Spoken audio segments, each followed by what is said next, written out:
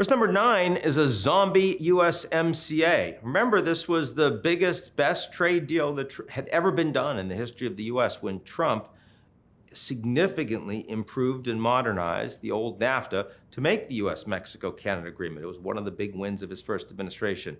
But it's not going to be updated or approved in 2026. Instead, it's going to continue to shamble on while the United States is more interested in driving bilateral agreements between Mexico and the US and Canada and the US that provide conditionality for the Americans and that force the Canadians and Mexicans to provide individually better terms.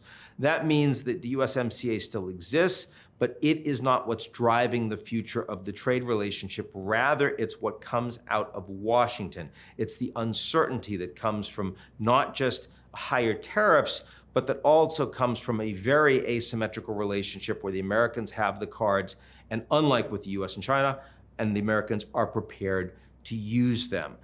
That creates more uncertainty for people investing in these economies. And it's a bigger problem for the Mexicans and the Canadians than it is for the Americans. There are costs to the Americans too. I mean, think about how many years it took to bring the automotive industry as integrated across the three economies as they now are. To the extent that you're trying to unwind some of that, there are costs to moving that supply chain, to shifting that labor. That is all true. It's also true that overall, the tariff costs in the USMCA region are lower than the US has with many other countries around the world because so many of the goods are exempted. But that does not negate the fact that the uncertainty in the USMCA is going to drive a level of risk.